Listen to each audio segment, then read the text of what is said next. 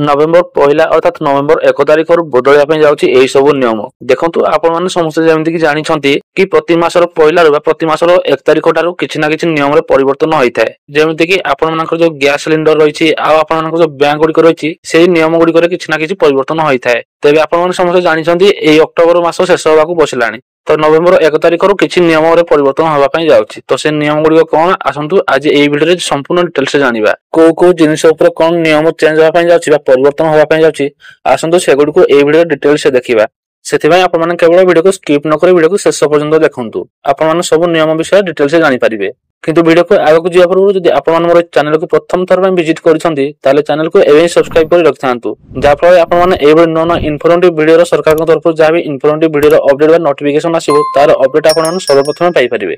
सेति आप चैनल को सब्सक्राइब कर रखि थांतु आ वीडियो इन्फॉर्मेटिव लागले वीडियो को लाइक ओडे करके निहाती जिवे। आप माने समस्त एही खबर को देखंतु एलपीजी दर ठारो एसबीआई कार्ड 1 नवेम्बर रु बदलिबो एही 5 बड़ नियम साधारण लोकन पॉकेट हबो गरम। अक्टोबर मास शेष होगाकू जाउची एवं नूतन मास आरंभ होगा सहित अनेक आर्थिक नियम परिवर्तन आसीबो। एहा व्यतीत एलपीजी मूल्य मध्ये परिवर्तन होई पारे। तबे 1 नवेम्बर रु भारत रे केउ परिवर्तन होगाकू जाउची जहा सीधा सड़क साधारण लोगन पॉकेट ऊपर प्रभाव पकाउ आसंतु सेगुडी को देखिबा। एही परिवर्तन गुडी नवेम्बर 1 तारिख ठारू कार्यकारी हेबाकू जाउची।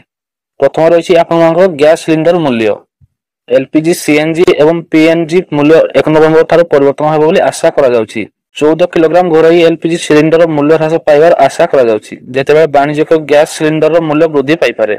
2 नंबर रहिछि mutual fund SEBI mutual fund पई कठोर नियम लागू करिछि। संपत्ति परिचालन कंपनी गुड़िक एवं मनोनीत व्यक्ति किंबा संपर्कों माध्यम 15 लाख रु अधिक कारोबार विषय अनुपालन अधिकारी निकट में रिपोर्ट करने को बाध्य होबे। 3 नंबर रही एसबीआई कार्ड नियम एसबीआई क्रेडिट कार्ड नियम रे किछि परिवर्तन करा जायछि।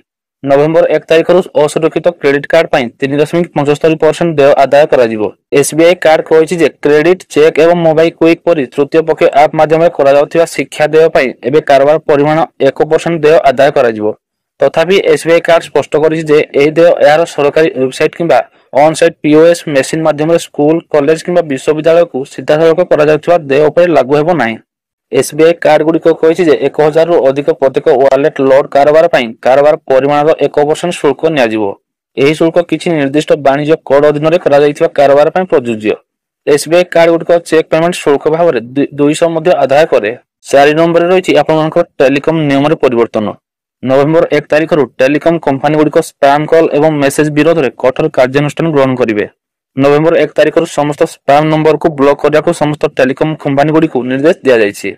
यार अर्थ होउछि मेसेज व्यवहारकारी को पाखर पहुंचिया पूर्व टेलीकॉम कंपनी गुड़ी को स्पैम नंबर को ब्लॉक करि परिबे। 5 नंबर रहिछि आपनकर जो बैंक रहिछि बैंक छुट्टी एवं नियम रे किछि परिवर्तन होबा पय जाउछि। 1 नवेम्बर रे एक बैंक छुट्टी तालिका प्रकाशित हेबो। 2025 नवेम्बर बैंक गुड़ी को मोट 13 टी छुट्टी पालन करिवे। आपण एबे आपनको जमा अकाउंट पय 4 जन को मनोनीत करि परिबे। जमा अकाउंट पय आपण 4 जन पर्यंत मनोनीत व्यक्ति मध्य अधिकार बांटी पारिबे। मोट अंश 100% हेबा आवश्यक। तो ये 5 गोटे नियम आपनकर 1 नवेम्बर ठारू आपनकर परिवर्तन होबा पय जाउछि। जेमति कि जो रहिछि आपनकर गैस सिलिंडर मूल्य जो आपण माने एलपीजी सीएनजी या पीएनजी गैस व्यवहार करछन्ती तो आपनकर जो 14 किलोग्राम घरे एलपीजी सिलिंडर रहिछि तार मूल्य आपनकर ह्रास पाई पार आशंका रहिछि बा आशा करा जाउछि।